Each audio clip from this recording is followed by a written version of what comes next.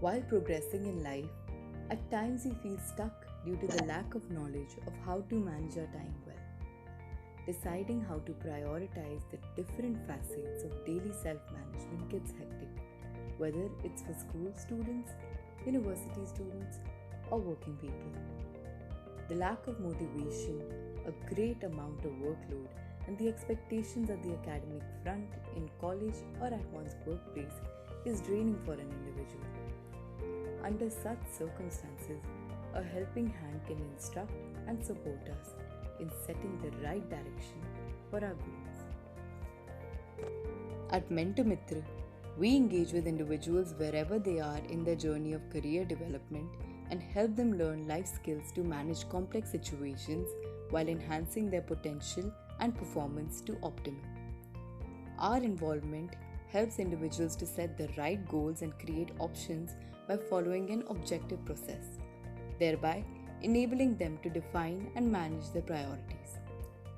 We help them generate self awareness and teach them how to prioritize their time effectively. We also enhance their emotional quotient with techniques like mind mapping and dealing with success and failure to reinforce their goals and processes, while also grooming them with soft skills that are necessary for the competitive selection process, thus making them confident and prepared for success.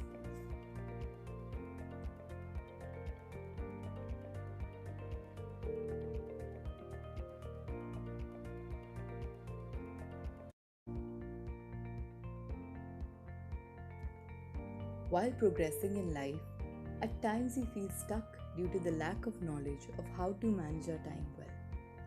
Deciding how to prioritize the different facets of daily self management gets hectic, whether it's for school students, university students, or working people. The lack of motivation, a great amount of workload, and the expectations at the academic front, in college, or at one's workplace is draining for an individual. Under such circumstances, a helping hand can instruct and support us in setting the right direction for our goals. At MentorMitr, we engage with individuals wherever they are in their journey of career development and help them learn life skills to manage complex situations while enhancing their potential and performance to optimum. Our involvement helps individuals to set the right goals and create options by following an objective process, thereby enabling them to define and manage their priorities. We help them generate self awareness and teach them how to prioritize their time effectively. We also enhance their emotional quotient with techniques like mind mapping and dealing with success and failure to reinforce their goals and processes, while also grooming them with soft skills that are necessary for the competitive selection process, thus making them confident and prepared for success.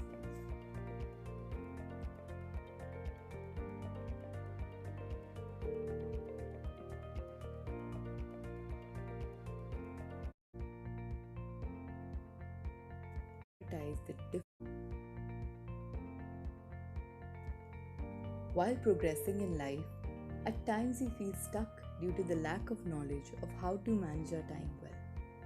Deciding how to prioritize the different facets of daily self management gets hectic, whether it's for school students, university students, or working people. The lack of motivation, a great amount of workload, and the expectations at the academic front, in college, or at one's workplace is draining for an individual. Under such circumstances, a helping hand can instruct and support us in setting the right direction for our goals. At MentorMitr, we engage with individuals wherever they are in their journey of career development and help them learn life skills to manage complex situations while enhancing their potential and performance to optimum. Our involvement helps individuals to set the right goals and create options by following an objective process, thereby enabling them to define and manage their priorities. We help them generate self awareness and teach them how to prioritize their time effectively.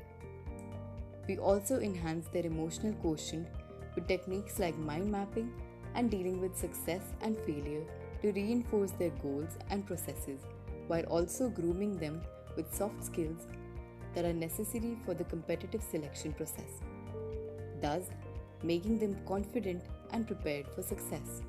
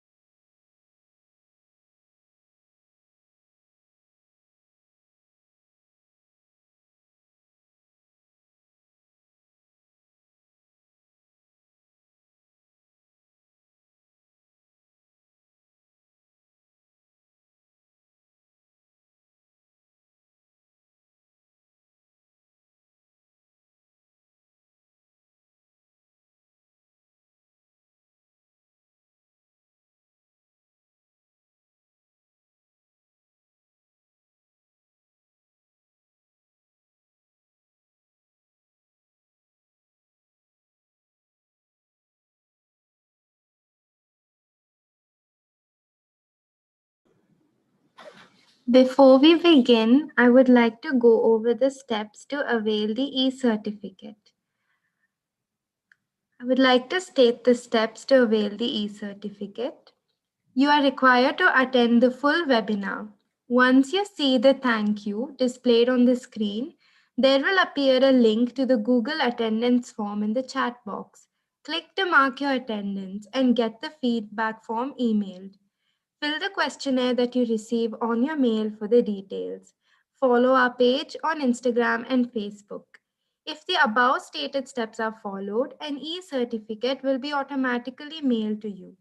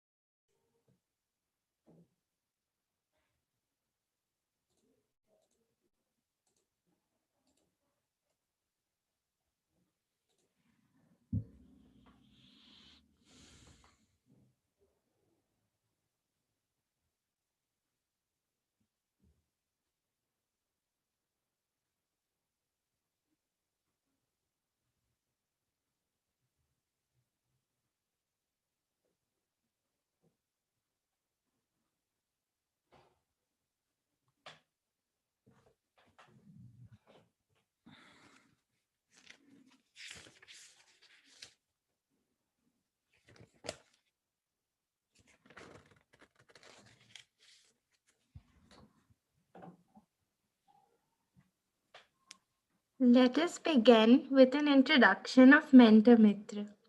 MentorMitr is a mentoring organization. Our aim is to guide students who are in school and colleges as well as working professionals in the areas of goal setting, stress management, time management, enhancing emotional intelligence, and providing soft skills and grooming. Good evening, everybody. Welcome to today's webinar on optimizing academic and professional performance. This session will be led by two established professionals, Dr. Vidya Nair and Mr. Avatar Leela. Please feel free to leave your questions in the chat box and we will try to answer them. Now, I would like to introduce our first speaker for the evening, Dr. Vidya Nair. Dr. Vidya is a psychologist and holistic doctor with a holistic approach. She has done MBBS, MA Psychology, CBT, NLP practitioner, and is a certified hypnotherapist and currently doing her own research in neurosciences. About her practice, she is a firm believer of the mind and to have a holistic approach in healing the mind and the body. The purpose of her therapy is to help an individual let go or heal from all that is pulling him or her down and empower them with a healthy new training for self.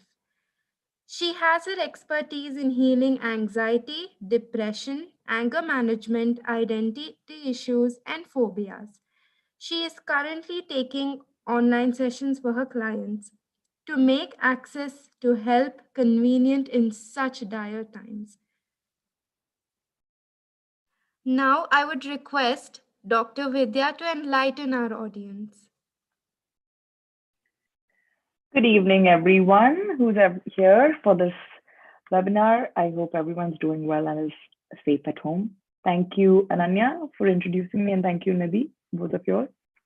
Yes, so you've got my introduction, and I'm here to help you optimize your academic and professional performance with some knowledge about the mind and a few things, tricks that you can use for it.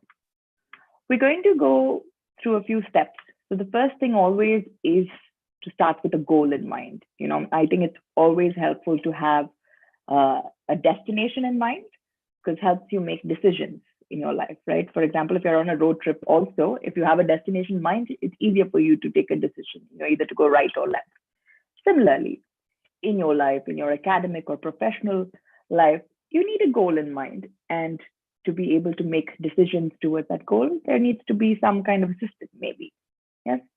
So I'm going to help you a little bit over that and help you understand how to incorporate some parts of even emotional intelligence in achieving your goals and dealing with the peaks and valleys in your performance as you try to achieve these goals, making use of affirmation and reinforcements in this process.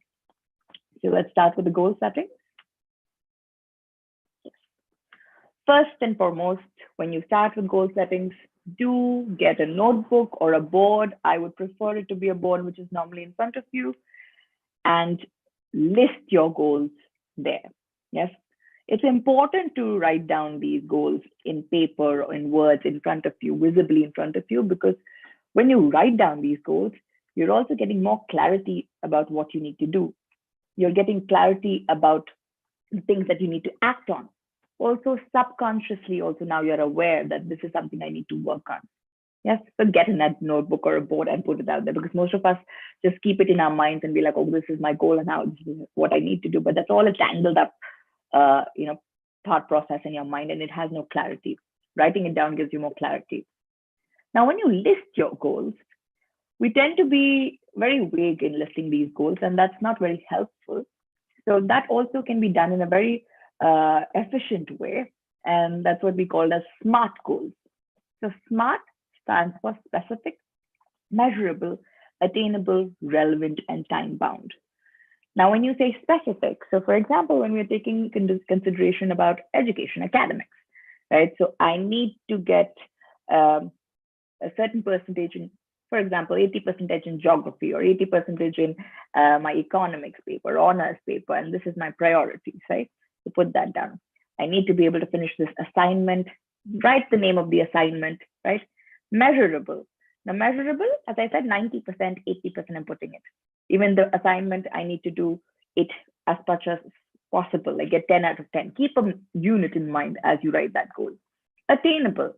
Now, if I am working on one project right now, it's not possible for me to do 10 projects all together, right? So attainable also means be more realistic towards your goal.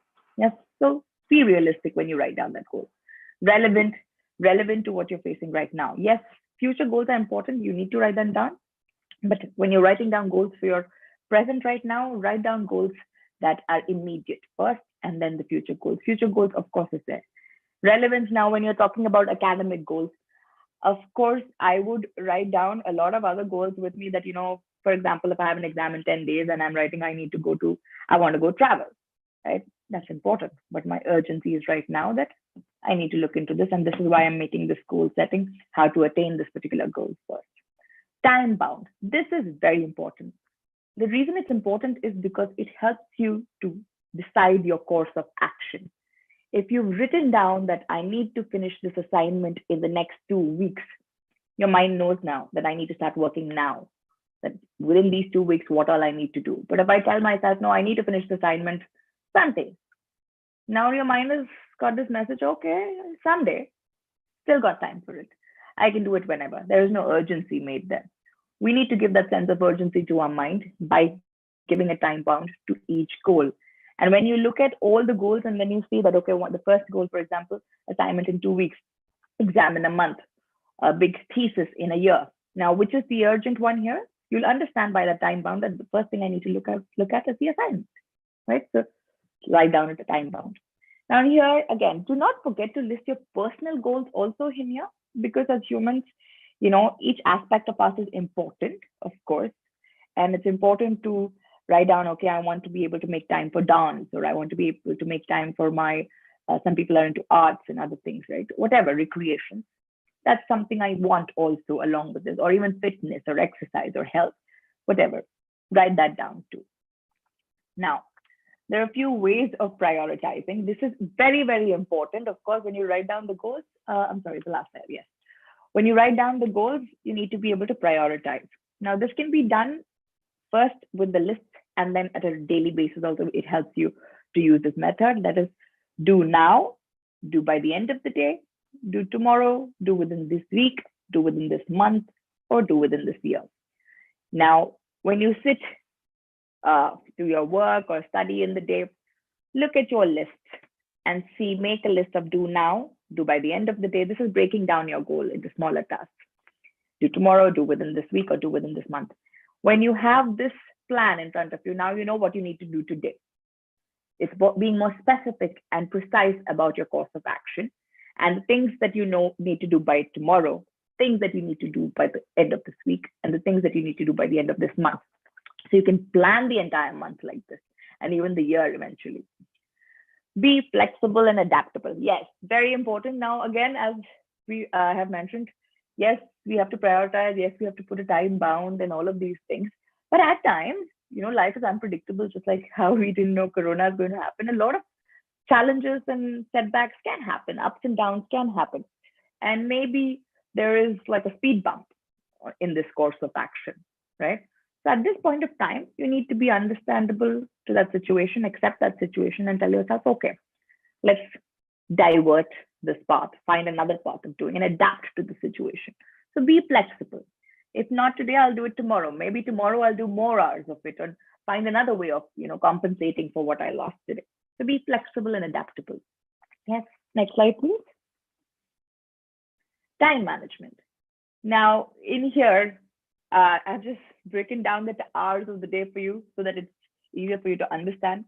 Now, after sleep, we all have 17 hours a day, yes, because a lot of people say, I don't have time for a lot of things. So this is a small breakup I've done. 17 hours a day. Now, use these hours appropriately and efficiently, keeping yourself and your personality in mind. This is very important. A lot of us try to follow other people's schedule and how other people are working or studying, or how they do it, and try to follow there and are not able to do it. Yes. Now, each person is different. So, for example, someone might not be a morning person, someone might be a late night person, or whatever. Right? According to this, now you decide your schedule and allocate these hours. Someone might be who sits for hours together and finishes work, or someone might need a few breaks in between, like 2 hours break. So understanding that, allocate these hours properly. Someone might need some kind of physical activity in the day because it's not possible for them to sit all day, right? Back pains happen when you're working on 24/7. So keeping all of that in mind, allocate these hours appropriately. Now, I've mentioned that, example, 10 hours max. If we also take out in the day for work or study, we have 3 hours for our meals. That is, I've given 1 hour for each meal. You can consider that as a break as well. 4 hours for recreation, social. When I say social, catching up with your colleagues, friends, and family, housework, etc., etc. Right? Now, one thing which is important here is I would like to advise is first hour of the day, I would preferably like you to spend on health and well-being. For example, exercise, meditation, walk, or yoga. This helps us in creating a very positive outlook towards the day. Meditation, yoga, exercise gives a very nice boost of energy inside your body to keep you active during the day. Also, when you finish that one task in the day, you feel a sense of accomplishment. Okay, this thing is over. One task is accomplished. So you've already started your day with a sense of accomplishment. Right? Next slide, please. Now, again, as I mentioned, keep a schedule. Begin with planning. This is something I would suggest, but you can try out different ways of breaking down the hours. But if you break the 10 hours, for example, that we've decided for study max, we break it into 2 halves. So now we take the first half and be like, okay, the first half I'm going to spend on the task of highest priority. And the next half for the next priority, right? And once you have this, break down the first half. Now, when you sit in the first half, break down this first half in smaller tasks and accomplish that in that first half. And the second half with smaller tasks, again, the same thing, and accomplish that in that. Do not forget to take your breaks. Now, your mind needs time to rejuvenate and refill its glucose level. Yes, your brain also has glucose levels. And when you do mental work, a lot of it is utilized. So give your brain that break for it to rejuvenate and, have that refill of glucose in your mind. So even 5 minutes break, 10 minutes tea break is good enough. Reward yourself at the end of the day. This I find is very essential and something we all forget to do.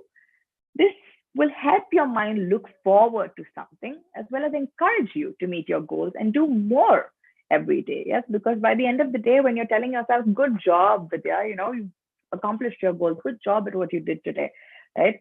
It's something which keeps you going and encouraging and motivates you to do more. Do reward yourself at the end of the day with anything, an activity, a treat, however you would like to do it. Yes? But again, keep a balance here. Understand the balance here. Next slide, please. Yes, affirmation and reinforcement now. Now, affirmation and reinforcement is very, very important. It's almost like a reward system to ourselves. What I would like to tell about here is self-talk. Now, self-talk is very important, something we very often neglect. The importance of it is the basis of our relationship with ourselves, right? I think communication is foundation of any relationship. Same way, the way you talk to yourself is the foundation of your relationship with yourself. An affirmation now is very useful in such ways. It's a very simple, positive sentence in the present tense, which helps you boost you up. It's what I call an affirmation as a happy pill to boost you up in that moment. But how do you do it? Now, as I said, it's a present tense sentence. It's a simple, positive sentence, and it's according to how you feel and what you need at that point of time. So, for example, I am enough. Yes, I can do this. It seems tough, but I can overcome this. I'm clear, focused, and determined to achieve my goals. I can, even if this is tough, I'm going to get through this. Whatever you need at that point of time, right? And I want you to believe in each and every word as you say that to yourself. Reinforcements, as I mentioned, is a part of reward systems, can be done by various forms. Now, like self-notes, post-its, right? What I do is I put up post-its on the board saying, I am enough, keep going, don't give up, keep, going at it. It's okay if at times you cannot understand this, keep going, understand, you can ask for help, whatever, yourself, little notes and post-its, and even your work pals or your study pals, they are a big support system, and you need to keep them also together with you so that all of you as a group together reinforce each other to do more. I've done it so many times, call up my friend and be like, it's okay. You can still study more. There's still time to go for this. You can keep going. Don't give up on yourself right now, right? All of these things. Stick to positive reinforcements. Negative reinforcements have a very traumatic effect and very traumatic effects on your concept of yourself. A lot of people do that, and that in the long run is not healthy for yourself. Next slide, please. Yes, managing peaks and valleys in performance. Yes, this is most important because this is inevitable, I think, inevitable in the sense that each and every one of us will, somewhere face a difficulty or stumble upon things and face a challenge in life. Yes.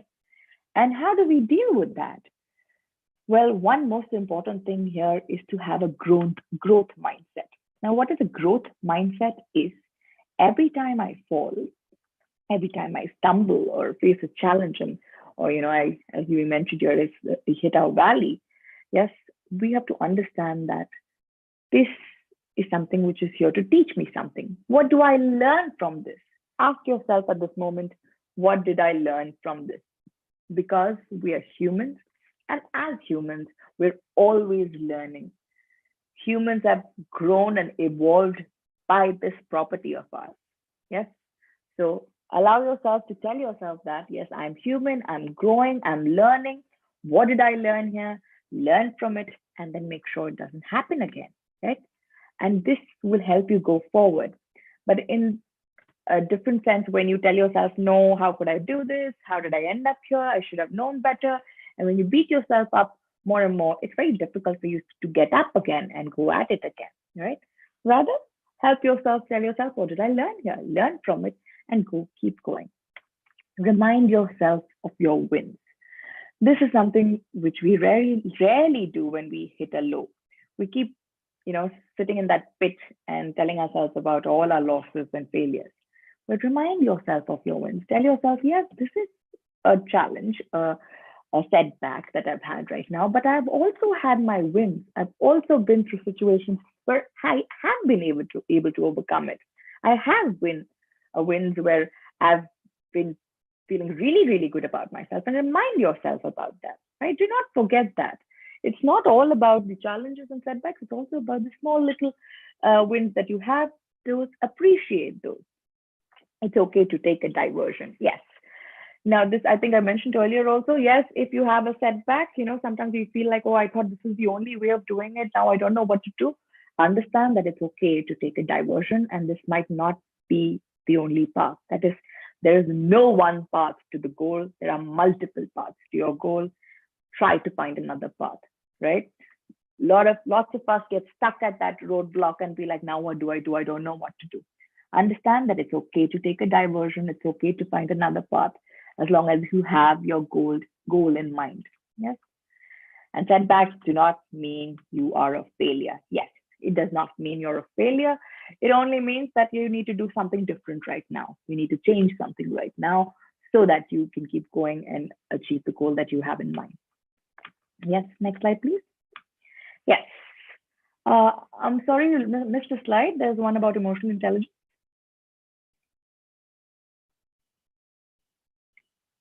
The last slide. All right, and no problem. So incorporating aspects of emotional intelligence. Now, this is very important. A few aspects of our emotional intelligence I will talk about. So the first one is self-awareness. Being aware of yourself in the sense of aware of your strength and your weakness. Now, if I'm aware about my weakness, I can work on it better. For example, if I'm not good at math, and this is what is stopping me from growing in a certain project or in certain educational course that I'm doing, I need to understand that this is something I need to work on more. Being aware of this, rather than telling yourself you're no good or you can never go ahead. No, understand this is what's stopping me. Or a certain habit, even. For example, me not getting up early in the day and spending all day sleeping, or all day on my phone, or all day on my laptop, and that's taking up my hours and not allowing me to work on my goals that I want to. And I've been waiting to do that. If that's a habit and a root part of your day, and you understand that's taking up major part of you, this awareness is important, of course. So ask yourself what's stopping you to reach your goal. You will understand a few things that, okay, might be some justifications like, oh, I don't have the time to, I just broke down the hours of the day for you. Ask yourself if you have the hours to or not. If you say no, ask yourself if you don't have even 1 hour in your day for yourself. So ask yourself, what is it that's blocking you from achieving your goals? Be aware of it. Once you've understood that, change your behavior. Change that. Of course, it's not going to happen in one day, but try to regulate it step by step. So that's the action bit. That's the only way change happens. Take action. Be in charge of yourself and take action, and keep, doing various ways of changing that behavior possible. So, for example, if I can't get up in the morning, I'll try to sleep early now to see if I can get up early in the morning, and not way early, but an hour earlier than I used to normally get up. Start with that first. Then, if that's possible, then start it. You can go more ahead. So, start with the step-by-step process. Next thing is empathy, trust, and motivation.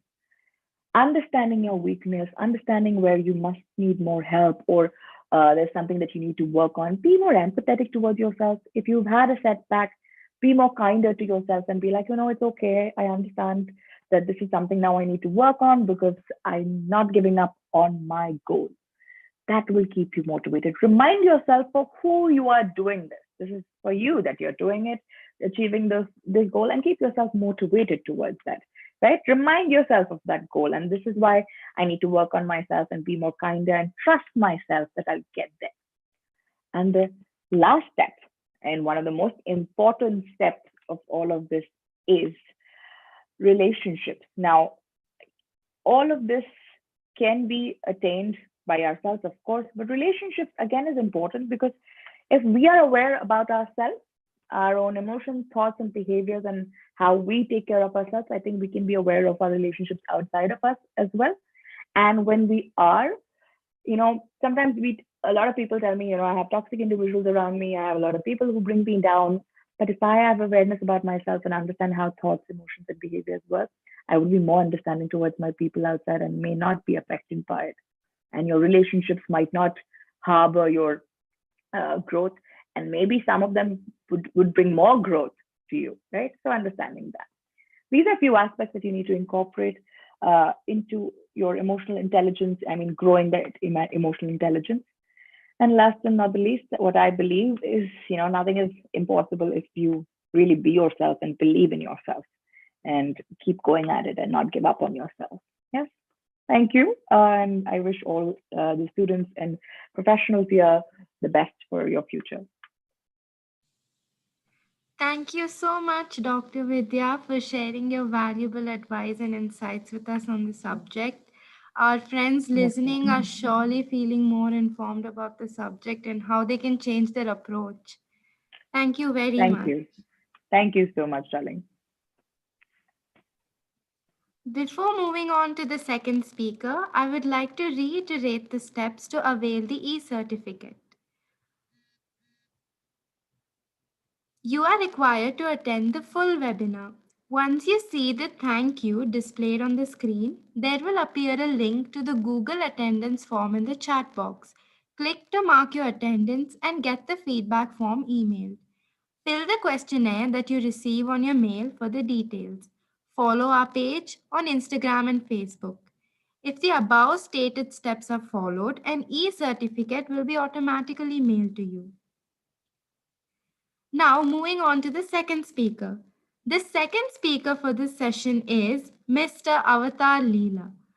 Mr. Avatar is a thought provoking communicator, unconventional thinker, and a life strategist.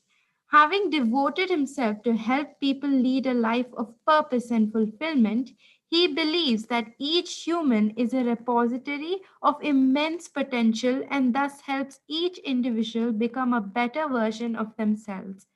A graduate in electrical engineering from NIT Kurukshetra, Avatar completed his master's at the prestigious Indian Institute of Science, Bangalore, IISc. His academic background is an example of his spirit giving one's best at any task at hand. At IISc, he received the Best Student and Best Research Project awards. He formerly worked in research and development with MNCs like Honeywell and Emerson, and within a short span, he filled patents and is awarded with the Youngest Innovator Award at Honeywell. He also appeared for the Indian Engineering Services exam conducted by UPSC, securing a mighty All India rank 4. His speaking engagements and immersive sessions are focused around personal and professional growth. He has given several motivational talks imbibed with humorous anecdotes at various prestigious platforms, including TEDx. So, Mr. Avatar, I'd like you to enlighten our audience. Thank you, Nidhi. Thank you very much. And thank you, Mentor Mitra. Thank you, Ananya, for bringing me over here. Thank you, Dr. Vidya, for those beautiful, thoughtful thoughts. And thank you, each and every one of you. I'm also parallelly watching all of you on YouTube, and the beautiful energy that you're all pouring in into your messages. It is just so beautiful to look at. Thank you. Thank you so much. Thank you, Agnes. Thank you. Thank you so much. Thank you, Hansani. I would love that interaction with all of you happening for the next whatever time we have at our disposal. And the conversation we're having today is about an optimal academic and professional performance. What you see in front of you is an iceberg model, which is often quoted in the corporate world, but it has very deep impacts and imports. The performance actually is what you bring to the world. What is the world sees you as? What you actually turn around in terms of results, or what is the outcome of what you do, right? But and many times actually people make this well informed mistake of trying to change behaviors, trying to change its external outcomes on that level itself. But if we actually go deeper into neuroscience, any kind of results which actually we as human individuals produce, they are somewhere connected to the behaviors that we bring in. Those behaviors have a deep insight, a deep connection with the feelings and the emotions that we have, and those emotions are deeply, deeply rooted into our thinking systems, right? For example, you're in an office situation or in a classroom situation, and you're not able to perform well, in your academics, or perform well in your corporate career. And that could be deeply rooted into what's going on in your personal life, and not necessarily with your competence, right? Like Dr. Vidya was mentioning about relationships, was mentioning about emotional intelligence, that is just so crucial in order to have the right kind of performance, the right kind of results. So this is something we need to really deeply think about. It's like we always want to change. And please say a yes in the YouTube chat box, because I'm seeing that parallelly. Please say a yes if you have ever tried to change something in your life. You were successful for a day or two or a week, and then you plummeted back to your old behaviors. Say a yes in the chat box if this has ever happened to you, that you wanted to change a certain kind of behavior in yourself. Maybe you were binge watching at night 12 or no, at midnight 12 on Netflix. You already had a plan that you wanted to go and jog in the next day morning, but you catch yourself binge watching at Netflix all night long, and not able to keep with the commitment. If this has ever happened to you, that you actually wanted to make a shift, make a change, but you were not able to, say a yes in the chat box. And I can see some very, very honest people saying a yes. Thank you, Roman. Thank you, Parishad. Thank you very much for all this energy flowing. Right? We often try to change our behaviors. Thank you so much, Prahlad. Thank you, Husna. Thank you, Mithun. Thank you so much. Deeply appreciate that. Why does that happen?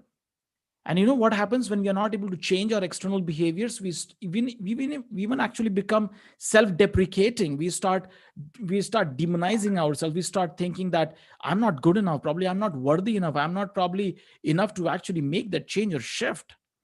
But what is important, my dear friends, is we don't rise to the level of our goals. We fall to the level of our systems. We don't rise to the level of our aspirations. We actually fall to the level of our belief system. We actually fall to the levels of our thinking. So unless you actually match these two up, your aspirations and your thinking, how many times we have actually done that, right? We had a lofty goal to pursue, we had a fabulous plan in place, and we didn't even move a bit. Why does that happen?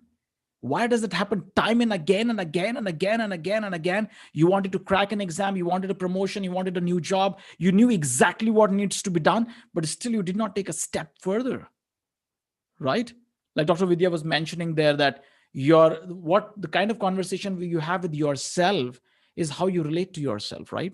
And unless our thinking patterns actually change, unless that rock bottom things actually change, we can't bring in sustainable change on our levels of behavior and productivity and performance. Is all about what do I bring on the table. Thank you all so very much. I'm just loving this wonderful energy flowing. Gansham, Jean, Sadia, Sarah, thank you all so very much. Right, we all have areas in our life where we want to change, but we are not able to, probably because we're just trying to nudge and push the top of the iceberg and not realizing what's there below. Our thinking, our emotions, our behaviors actually drive our performance. It is so very crucial. And these emotions are so deep at times that we don't even get a hang on it. We just feel I'm frustrated, I'm anxiety ridden. And we generally have a conception of overgeneralizing our emotions also. You might be frustrated and irritated, but people just tag you as being angry person.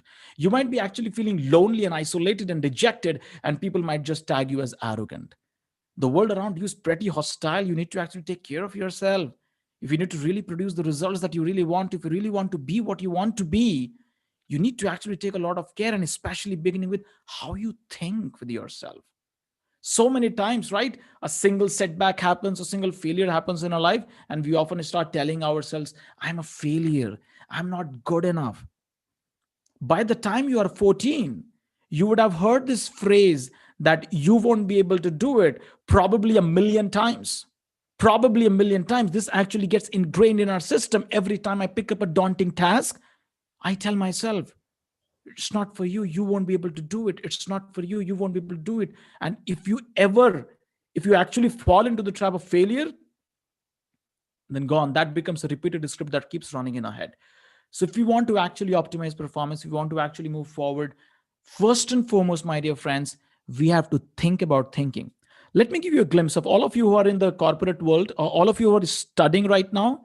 Please write down your favorite company that you want to work in. Please write down in the chat box as we are moving across this conversation in YouTube. All of you who are working, or those who are in your still student life, write down where you really want to work.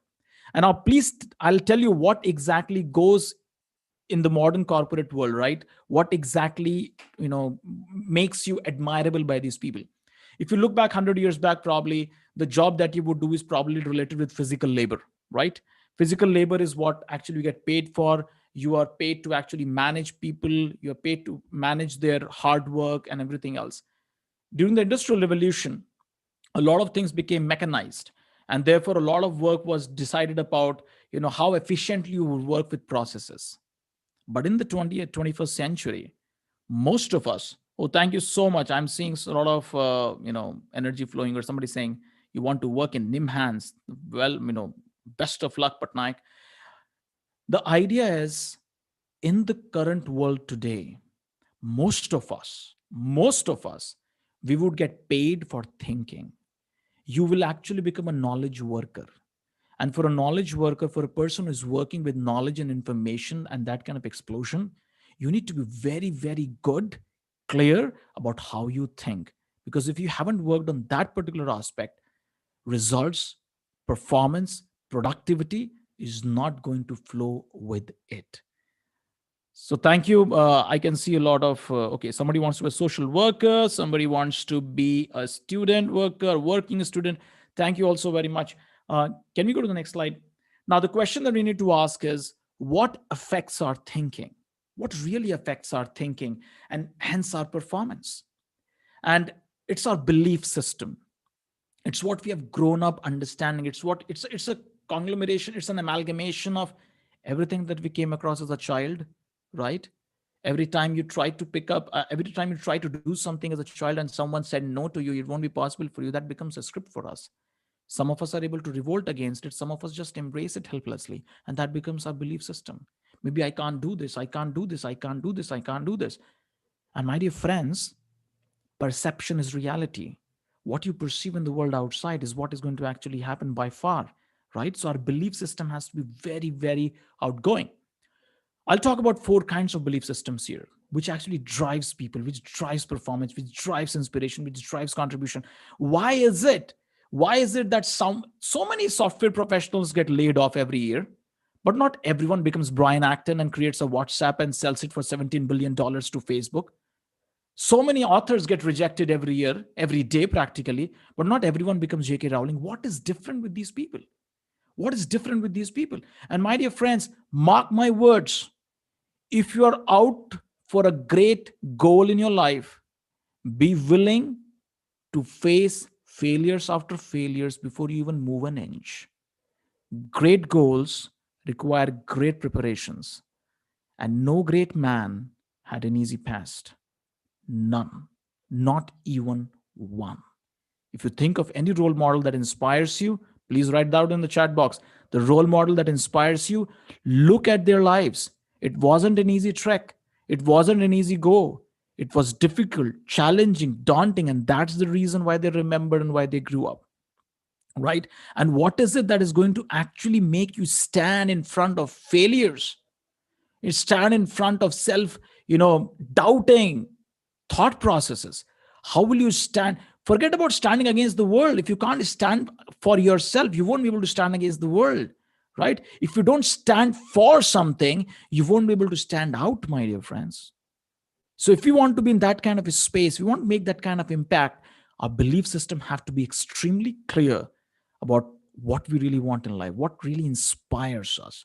So some people, they are propelled or motivated, like Dr. Vidya was actually mentioning about emotional intelligence, which composes self-awareness, self-regulation, motivation, empathy, and social skills. So when we talk about motivation, when we talk about inspiration, right, what inspires people? And that's your belief system. That's your hidden script that actually drives you.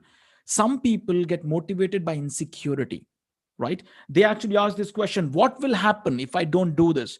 What will happen if I don't crack an exam? What will happen if I don't get this grade? What will happen if I don't please my boss? What will happen if I don't get this rating? They're always driven by insecurity.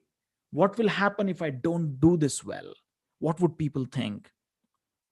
The second type of people who get motivated and inspired are, they are people who are inspired by expectations. They are driven by goals. They are driven by perks and benefits. The question that rings in their head is, what's in it for me? What am I going to get out of this particular endeavor? What's in it for me? How am I going to get benefited by all of this? People who are driven by expectation. The problem is, you would not be able to be the best version of yourself all the times. There will be always someone out there who might outdo you, and that's perfectly normal. It's perfectly normal to be outdone by someone who's better than you. Otherwise, how would you grow? You actually become an average of 5 people whom you hang around with the most. Choose your company very wisely, right? The third kind of model which actually inspires people is a sense of responsibility. This is the people who actually think, what is the right thing to do here? What is it that, these people don't need too much appreciation, too much of cajoling. They can just go on doing work without much appreciation either. They just ask themselves this question: what is the right thing to do? And the fourth kind of inspiration, which really is sustainable, can actually make a mark. And remember, my dear friends, it's easy to become history. It's very difficult to become historical. And people who are historical are not driven by common balances of belief systems. The fourth belief system is the belief system of contribution. These people are the one who actually ask this question: what's not what I'm going to get, but what am I going to give? What is it that I can contribute back to the world with all the talents and the skills that I have? And when you open up with that kind of perspectives, my dear, productivity is just a byproduct. Productivity, performance is just a byproduct. There are two kinds of people in this world. There are people who love what they do, or there are people who fall in love with what they do. If you're neither of this category, good luck. But if you really want to make an impact, make sure you actually invest your energies in things that you really love to do and want to make an impact. Don't just think of selfishly, which is indrawn. Think big, think outgoing, think in a way that you want to make an impact in this world. My dear friends, remember this: every invention in this world was an impossibility till someone did it.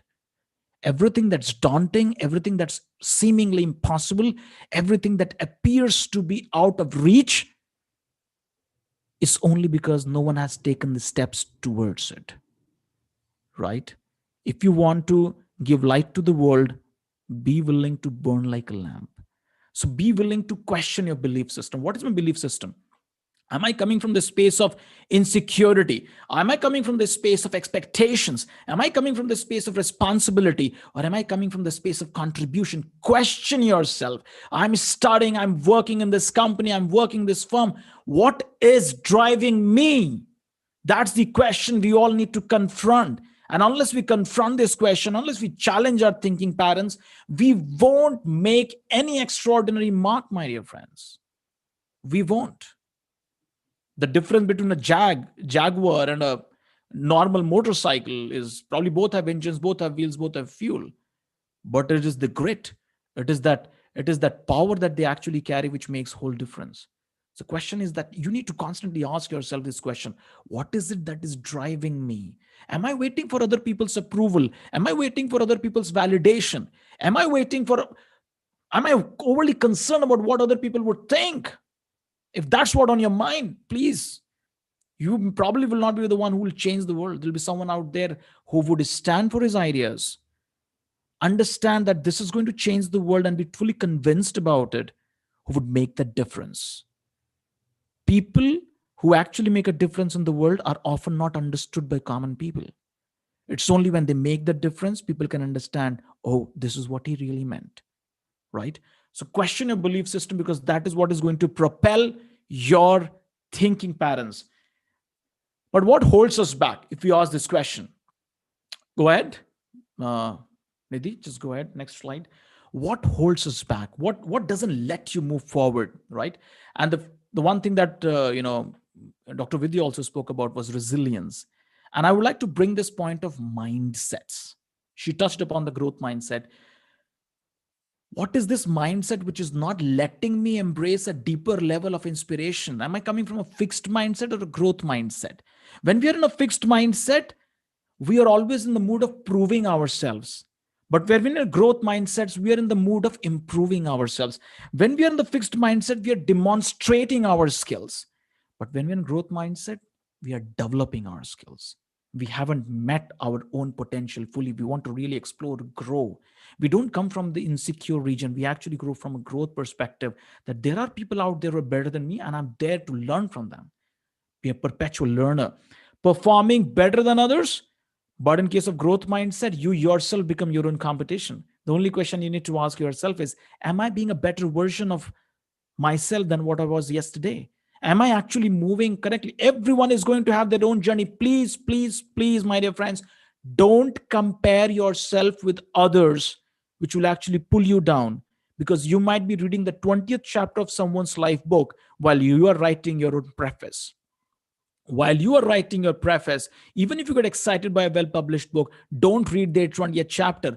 Go to their preface. Connect with that person who has made big in life, who's your role model, and ask yourself, look at his life, that this is what he was when he was beginning. Am I following the footsteps properly? This is so very, very critical, so very important in our lives. The mindset that I'm carrying, so very important. Question yourself every day morning. Am I there to learn? Live your life with this mantra. I live to be corrected and I'm open to learn from anyone who walks in my life. My life is an open book, and my life is a classroom where everyone who walks in is a teacher who would teach me some deep lessons which I can utilize in my journey ahead, because I'm inspired by this feeling that I want to contribute to the world.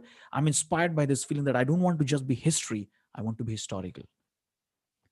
What holds us back is our mindsets. What holds us back is our fear of failing. Why are you fearful of failing? What would you lose if you fail? There are only two things that happen. Either you grow or you learn. There's nothing as failures. Failures would remain failure only as long as you don't learn your lessons from them.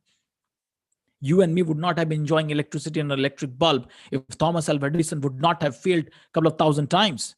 That was possible only because he never gave up on his dream. Dream is not something that you see while you sleep. Dream is something that doesn't let you sleep, my dear friends. Have a growth mindset. Keep moving. Keep getting on. This is something. Life is a journey. Sometimes you'll have bumpy rides. Sometimes you'll have smooth rides. Go on. Don't let the journey halt under any circumstance or situation. And the last thing that I wanted to mention today was, often we talk about time management, right? Everyone has 24 hours, right? Can you go to the next slide, please? Everyone has 24 hours, right? Honestly speaking, winners are not people who do something different, who do different things. They are people who do the same things differently. All of us have the similar amount of time and resources, probably. What you really want to begin to manage is your attention. Right? It's like I give you a blunt knife and ask you to cut a rope. How much time are you going to take? Probably an hour, probably a day, and probably become flustered with all that stuff. But if I give you a sharp knife and you just slice the rope so easily. It's effortless, it's efficient, it's pleasing, it's building confidence. That's what attention does to us. Attention is like sharpening the blade of our awareness, right? Like Dr. Vidya made this nice point that the first hour in your day should be, spent in meditation, should be spent in, walking or yoga. Self develop yourself, my dear friends. Just like an artist every single day sharpens their pencil to actually make a masterpiece of art, your specific strength is your brain, your specific strength is your thinking capacity. Learn to manage your attention. Learn to not be used by your social media, but to use that social media. Did you know that every time you get distracted using with a social media, post or notification, it takes 17 minutes to come back to that same level of efficiency and productivity? And on an average teenager gets distracted by a phone 85 times a day. And if you do the maths, 85 into 17 minutes, that's more than 24 hours. That means practically there is nothing remaining. You need to focus. You need to actually learn how to manage your attention. And it's very simple. Brain still works with simple principles. You need to learn how do you manage your attention well. It's not a matter of just time management, it's a matter of attention management. And then you would see that within a less frame of time, you'll be able to perform much better, more holistically, and with great self-confidence. So these were some few thoughts I wanted to share with all of you wonderful people. The iceberg model taught us that our what do you say, results of productivity depends on our thinking. Then we saw what inspires our thinking, what is different kind of inspiration that inspires people thinking. I spoke of four things: insecurity, responsibility, expectation, and contribution. What holds us back is our mindset, the growth mindset and the fixed mindset. Make sure you're in the growth mindset. Make sure your internal dialogue is all about learning, growing, exploring, expanding. And the final thing I said was, instead of just focusing on time management, also think about attention management. Invest in yourself, invest in your brain, invest in this tool, which is so crucial and relies at the fundamental basis of what makes life click for you. Wish you all the very best. Thank you all very much. Thank you, MentorMitr, for bringing me on board to interact with all these wonderful people. Grateful. Have a great day. Have a great life ahead. Thank you. Thank you so much, Mr. Avatar, for sharing your knowledge and expertise on the subject with us. There were indeed many things to learn and take away from your talk, and I'm sure the audience agrees. Thank you, Nidhi. Thank you so much. Now, next, we have an introduction to the self help application by Mr. Vineet. Mr. Vineet, would you like to take over now? Yes. Nidhi, can you give permission to present my screen?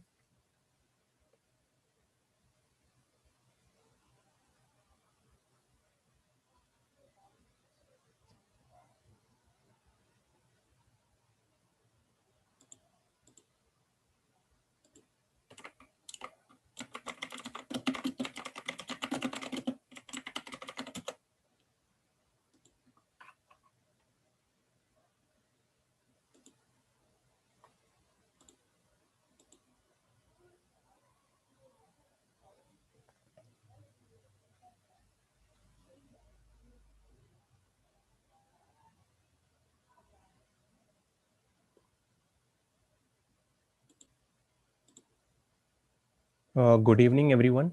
So I will be taking you guys through the MentorMitr application. So the first thing is the questionnaire. So we before you come to a counseling session with a mentor, there are specific screens, specific templates which you have to fill to let the mentor know what your goals and everything. So questionnaire is a template where we ask you some 20 to 25 questions to know about yourself. And so tracks and options is where you get to choose the tracks which are present, and this is to let the mentor know in which tracks you're interested in. So you can select 2 or 3 tracks based on your interest, and mentor will guide you through which tracks are important and which might work out for you based on your interests.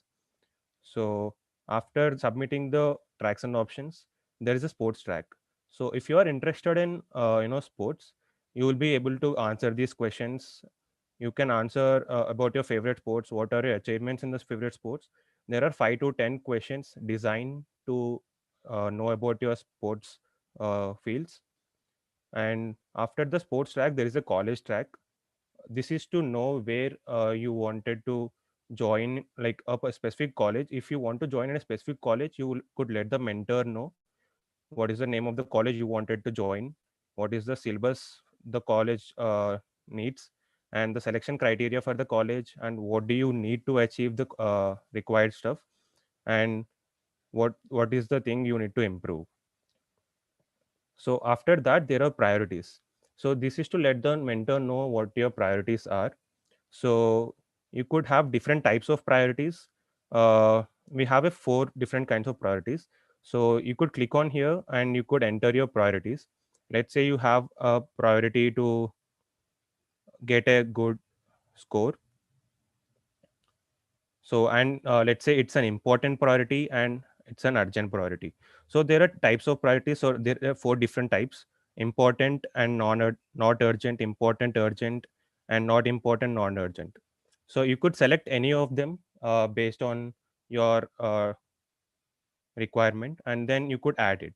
So here you'll be able to see all your previously entered priorities. This is to let the mentor know what your priorities are when you go to the counseling session. So after the priorities, there are goals and affirmations.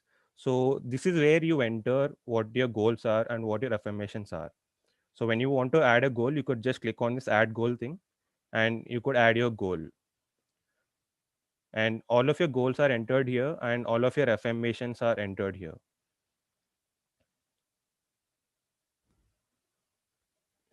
So once you have added your goals and affirmations, uh, you could add your activities. So activities are basically what you do in the do in your regular day. It might be going to work or going to school, going to college, exercise, sports, movies. You could add your own, define your own activities which you do in a day, and then in the weekly timetable, what you do is you should define how your weeks looks like. So before going to the counseling session, the mentor will want to know how your week looks like. So let's say on Monday, as you see here, I have 3 sample things. So on Monday, I have 4 to 5 exercise and stuff. So if you want to add another activity, like say let's say from 7 a.m. to 8 a.m. I'll be in school. So you add that school thing. Yeah. So for like this, for Monday, Tuesday, and for the whole week, you'll be able to define how your week looks like what you do on each day of the week. So these are the templates which you will be filling before going into the counseling session. And then once you fill all these templates, you are ready to go to the counseling session for a mentor. For a mentor. So you can click on here and you can schedule a session with the mentor. So there are different types of sessions, and you could select any one of those sessions. You have 1 hour counseling session, short discussions and everything. So you could select one of those sessions and you could fill the details like the date and timing of your sessions. Let's say I want a session tomorrow. I select the date. You see the time slots which are available. You can select the time slots. You can enter your name. You can enter your email, and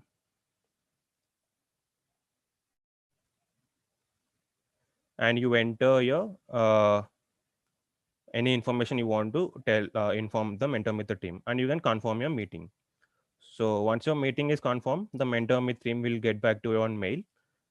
So that's how you schedule a session. So after you schedule a session, once after the session, the mentor, if you have any feedback about the mentor about the session, you could give us feedback and we could improve on that. And after the session, what you'll do is you will be giving the app your data based on which we'll be generating reports. We'll be assessing your performance and everything. So you could add your own subjects, like if you're a school student or a college student, you have different courses. So you could enter your course name and you could enter your target in that course. Let's say you want to get 95%, and you could set your own targets in those subjects. And in the time tracker, you'll be letting us know what you're doing each day. So let's say on today at 20 right now, I am giving a MentorMitr presentation. So you could define that in your activity and then come here and select that from your activity. Okay, so you'll be giving us all this data, and once we have all this data each week based on what you're doing, we'll be giving you the reports on your email. So these are the outputs which you'll be getting from the mentors. So when you go to a mentor after the counseling session, he'll be looking at your time weekly timetable distribution. So let's say you are spending 10 hours on a movie, so he does not want you to do that. He'll be able to give you suggestions on how much time you should be spending on different activities in each week. So let's say the mentor wanted to spend your week like this, so you'll have an idea of how to distribute your time. So this is a bar graph showing that. And then after the session, the mentor will be giving you suggestions, like the summary of the session, what are the suggestions you should be following and stuff. And in the grade section, you can enter your scores on each in each subject. Let's say in maths, I had an exam today and I got 90 out of 100. You could have a record of that, and when you go to the mentor again, he'll be having a record of that. And we have a depiction of how you're performing in each subject. So you can see how the we'll have a bar graph so that you can see how your percentages are going.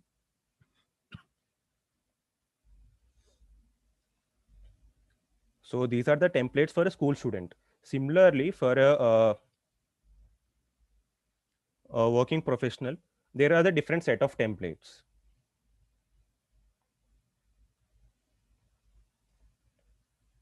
So the mentor will be able to fill a questionnaire where he'll tell us about his or her work life and everything related to work and everything.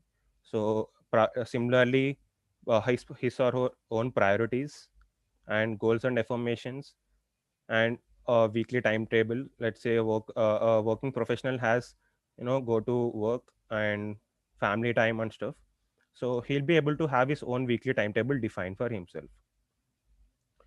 So remaining everything would be the same for a school student and a working professional. So thank you everyone. We'll be launching this app soon. Thank you, Vineet, for the wonderful presentation. Thank you for this opportunity. Now, we would like to proceed to the Q&A session.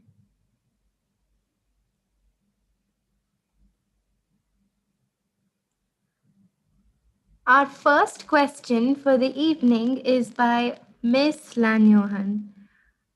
What can you say about the imposter syndrome? How should one address it? Dr. Vidya, can you please respond to this question? Hello, everyone. Yes, about imposter syndrome, a lot of students and people who are in higher studies do go through this.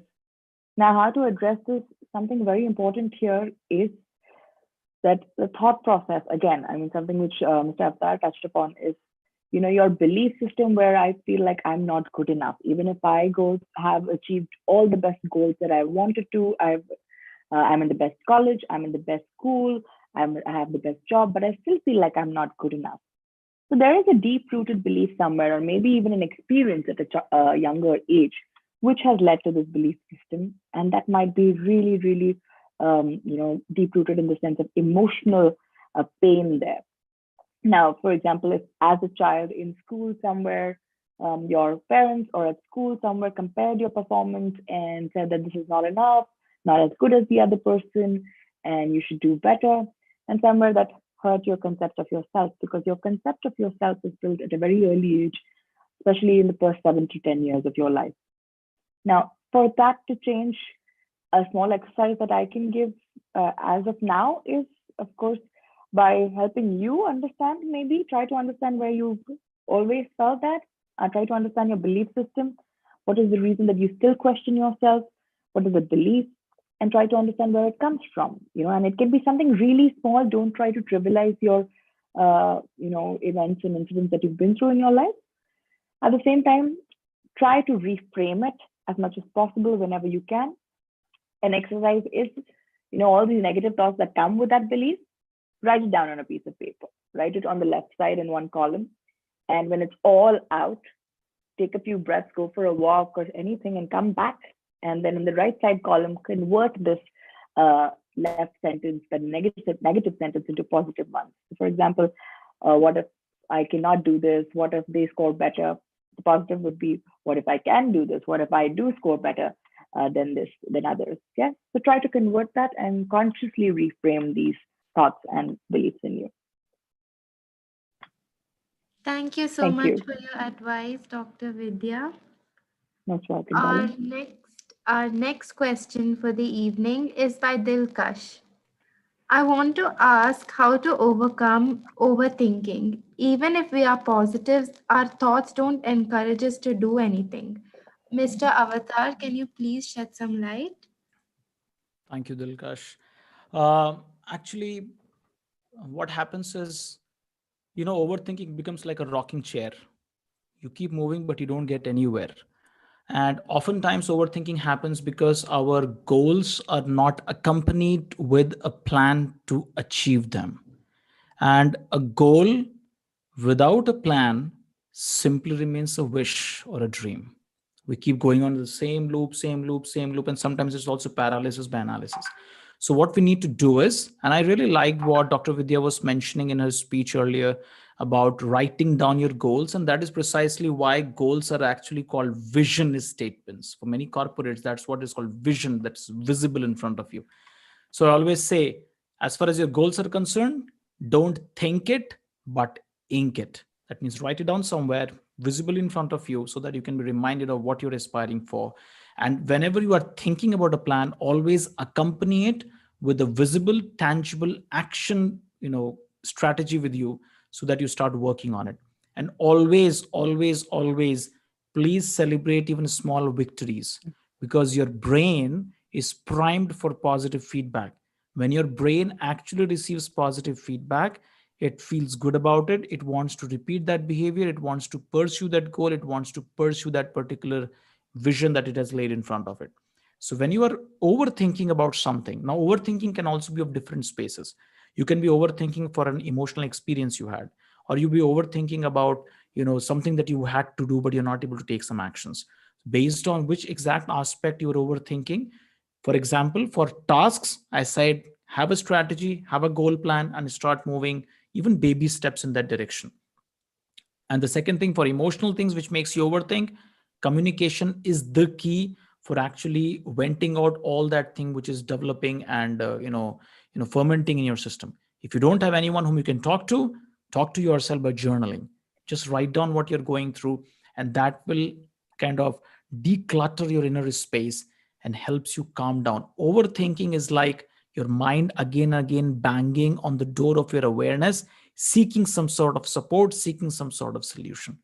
Give that solution to the brain, give that solution to the mind, and then the mind would be happy to follow through the action plan that you lay in front of it. I hope that helps, Dilkash. Thank you so much, Mr. Avatar. Our next question is by Melanie. How to surpass all the negative thoughts we are experiencing? Dr. Vidya, can you please shed some light? Sure. So as I mentioned, an exercise you can do is by writing them down. And most of the negative thoughts are demotivating. It brings you down to a point where you don't get into action, where you don't get into doing anything about the goals or the plans that you have in your mind, right? So all these negative thoughts that you have, try to reframe them by writing them down once. If it is something which is taking up most of your day at an emotional level, and it's something that you're not even able to communicate to someone, and even after communicating, you're not able to overcome it, and it's something that you're not understanding, even maybe. Sometimes, when I have clients, they tell me, I don't know what to write. I don't know how I feel. I don't understand it. I don't understand where it's coming from. It's all right if you don't understand it. It's all right if you don't know what to do about it. You can ask for help. Try to talk to your loved one, try to talk to your friends or people you trust and think that they can help you. If they cannot help you, there's always professional help for that. Yes. But again, as I mentioned, there are exercises that you can try by yourself. That is, one of them is by being aware of them, by writing them down and then converting them into positive. Because most of the time, all of our thoughts are in a jargon inside our mind, and it just gives you an emotion. And we understand what this emotion is. We don't understand where the thought comes from. What are all the thoughts in my mind? It's mostly about how I feel right now. And then eventually I avoid something. A behavior comes in avoidance when I feel bad or not good about something or not feel like studying, right? So to understand this behavior and this emotion, you need to get to the thought, as Mr. Avatar had mentioned, write them down. And journaling, yes, as Mr. Avatar mentioned, is a very efficient technique in doing that. And not only when you're feeling low, but also when you're feeling really good about yourself. Try to get your emotions down on a piece of paper. This increases your awareness about yourself and helps you understand what are your blocks and where you can work at. And as I said, if you can't work on it by yourself, you can always ask for help. That's why we have platforms like MentorMitr also for that help, right? So don't hesitate in asking for help. It's always available. Not all times do we know everything in life. It's possible that I don't know, right? Even I don't know things at times. And I think even Mr. Avatar will agree there have been times that we all have had setbacks and challenges. I didn't know what to do, and we did ask out. And that would be one of the best things you would ever do, in fact, to gain that help and get that insight and perspective. Thank you. I hope that answers that, Prakash. Thank you, Dr. Vidya. Our next question is by Sarah. How do we prevent the experience of mental block and anxiety that block our mind? Mr. Avatar, can you please shed some light? Thank you, Sarah, for asking that question. How do you deal with mental blocks and things that actually block your thinking capacity? You need to understand all of these things are different systems in our, in our being. Just like your nervous system, you have gastrointestinal, digestive systems. You have different kind of systems in your body. Similarly, thinking is a system. And just like you give your gastrointestinal tract some rest, some right things to feed on, similarly for your mental system, for mental muscles, for your thinking muscles, we need to have some sort of priming techniques. Now when we talk about mental blocks or negativity, positivity, see, whenever you feel stuck in life, okay, whatever makes you feel stuck becomes a negative thought. Think about it deeply. Every negative thought that you come across is somewhere germinating from a fact where you are feeling stuck in life. Okay, like for example, somebody is not good at, let's say, just for an example, someone is not good at maths when they were growing up. So they develop this negative thought that I can never be good in accounting, I can never do financing, and that actually leaves me with no clues. Somewhere you are actually feeling stuck. That's where the negative emotions are coming about. You need to process them. What happens a lot of times is we generally feel just expressing our emotions would help.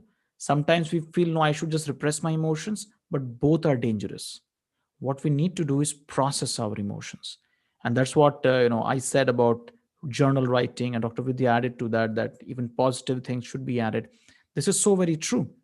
And oftentimes what we call is, this is like an idea where we generally feel that life is going really berserk and everything that is going on in my life is wrong and is wrong extreme. We need to start practicing a little gratitude, Sarah, in our lives. It's not that a lot of things are going wrong in my life, but that's where I'm actually focused on. There are a lot of things which are actually going good also in my life. Am I counting those blessings? Am I actually banking on all those experiences which is making me feel good? Throughout the 24 hours, is my internal chatter always negative? Or am I also acknowledging and appreciating myself for all the positives that is going on in my life? Many times, what you focus on is what becomes a reality for you, for your mind. So if there is something negativity that is actually hurdling you, it could probably be that you're not even focusing on whatever positive, or we could actually start making a conscious choice of focusing on the positives in our life by practicing gratitude exercise. Instead of saying, I have to do this, start changing this internal dialogue. Do I get to do this? Instead of saying, I'm sorry, instead of saying, I have to study, I have to work, I have to make my living, you can say, I get to study, I get to work, I get to be self-reliant. And this change of your inner dialogue can actually turn around the perception of the situation also. Whatever you're perceiving negative can even have a silver lining. There is a silver line even among the dark clouds. Even that negative aspect can actually teach you something very deep and profound, provided we are wired for a growth mindset, my dear Sarah. We have to be wired for growth mindset. Then you start seeing those negative blocks as steps to move forward. When your eyes are focused on the summit, every stone in front of you will only help you move forward.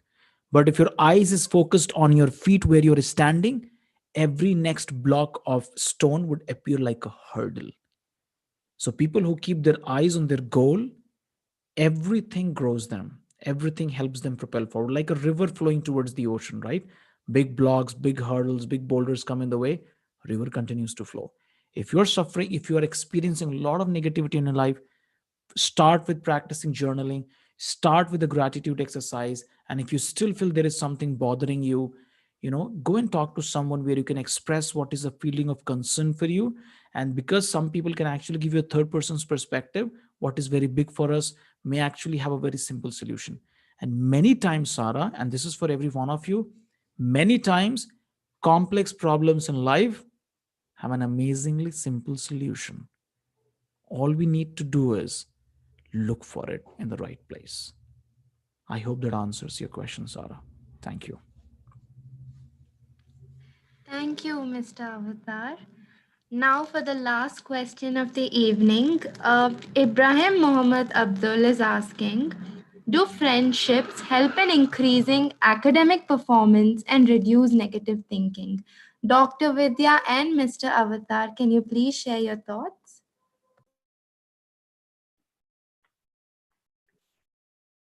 Sure, absolutely. Yes.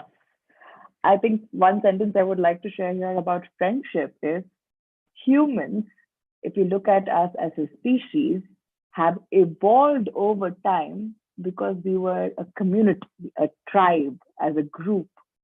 We couldn't have reached this space of this level of establishment and institution where we are much more evolved and growing from where we started, where the stone man was, if we weren't a part of a community and a group, yes, an organization.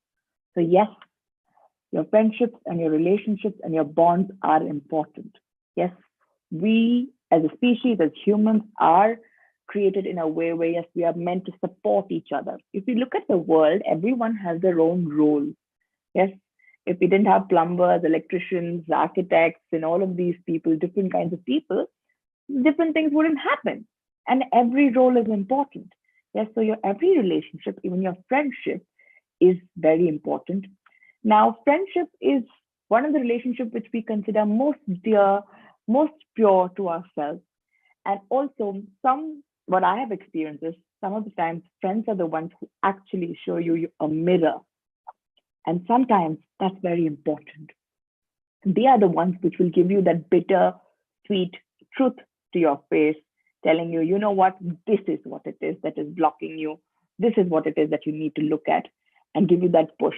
For example, if I'm telling my friend that, you know what, I want to finish this subject, and I've been on this page for every day, and I've been scribbling about it, I've been talking about it, and saying that I want to do this, I want to do this, I want to do this.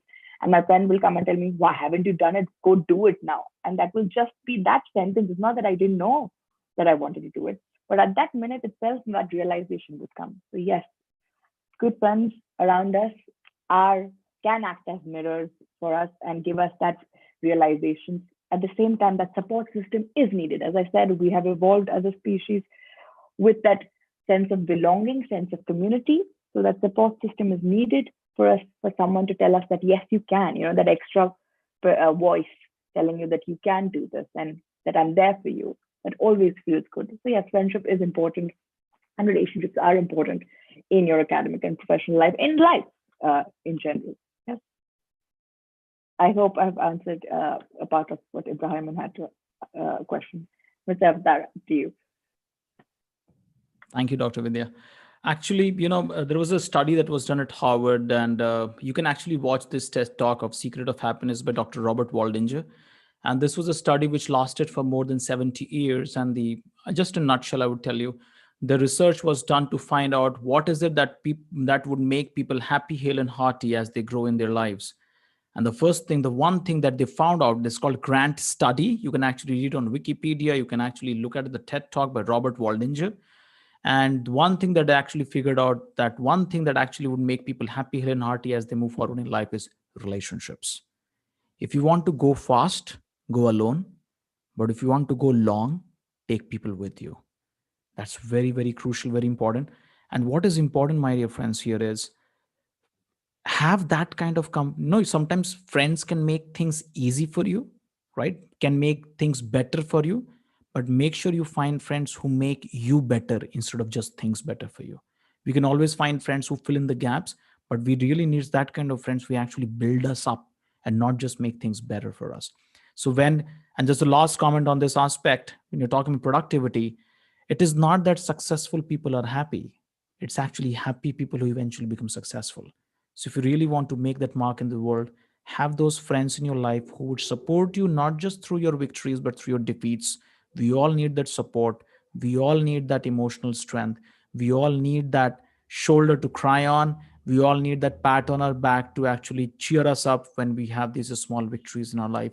And please, please, please be very grateful towards those people who have stood with you through every thick and thin.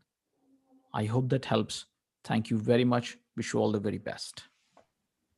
Thank you so much, Mr. Avatar and Dr. Vidya. That was indeed very interesting. I would like to thank both of our speakers as well as the audience for giving us your time and your support. Thank you for attending and engaging in today's session with us. Thank you. Thank you all very much. Grateful to you. Thank you, MentorMitr. Thank you, Mr. Avatar, Ananya, Nidhi, and all the students who have joined here. Thank you all for this lovely evening. I wish you every single best in this world. Take care of yourself. Thank you. It was really wonderful having you here. Lastly, I would like to repeat the steps to avail the e-certificate. You are required to attend the full webinar. Once you see the thank you displayed on the screen, there will appear a link to the Google attendance form in the chat box. Click to mark your attendance and get the feedback form emailed. Fill the questionnaire that you receive on your mail for the details. Follow our page on Instagram and Facebook. If the above stated steps are followed, an e-certificate will be automatically mailed to you. You can contact us through any of the above mentioned platforms with your questions, feedback, and suggestions. Hope to see you all next Sunday.